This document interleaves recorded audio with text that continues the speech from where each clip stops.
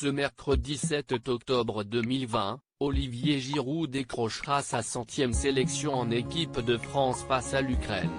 Pour l'occasion, le footballeur de 34 ans s'est longuement confié au Figaro et a révélé notamment se sentir parfois largué chez les Bleus. Un groupe est né lors de l'Euro 2016 et j'avais des potes qui ont largement dépassé le cadre de la sélection.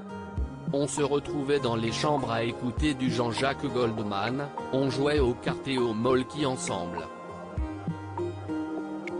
Il y avait Hugo, Lloris, Lolo, Laurent Koscielny, Ben, Benoît Costil, Dédé, André-Pierre Gignac, Momo, Morgane Schneiderlin, Yo-Yo, Yohan Cabaye, Jaja, Christophe Jallet.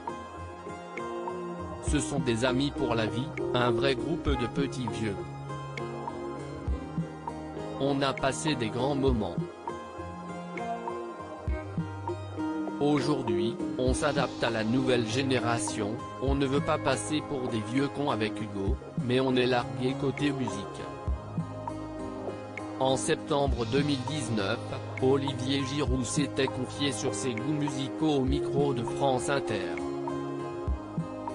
Il révélait apprécier Jean-Jacques Goldman, et tout particulièrement ses titres Je marche seul, et Au bout de mes rêves, que ses supporters avaient parodié. Ils ont fait une blague, une reprise avec Giroud Au bout de mes rêves. Pour le Figaro, il avait expliqué en 2017, « Gamin, ma mère me mettait du Jean-Jacques Goldman dans la voiture.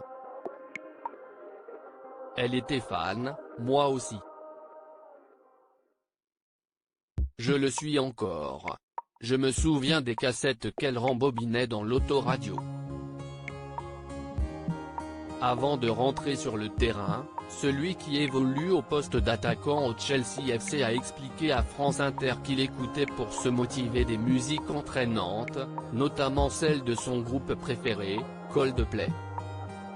Dans un deuxième temps, il écoute depuis 10 ans la chanson Now We Are Free, de Lisa Gerrard. Je ne me fixe aucune limite malgré sa différence d'âge avec certains joueurs, tels que Kylian Mbappé, ou encore, Benjamin Pavard, ce qui l'empêche parfois de connaître leurs artistes favoris. Le footballeur est très attaché à l'équipe de France et rêve déjà de l'Euro 2021. Pour le Figaro, il a révélé son but ultime, gagner l'Euro 2021 et cerise sur le gâteau, dépasser la légende Michel Platini, soyons fous, le grand Titi Henry. Si est un rêve. Si tout se passe bien, il peut y avoir 10 ou 15 matchs d'ici la fin de l'Euro 2021, sur un malentendu ça peut marcher. Si ça ne se passe pas comme ça, on verra.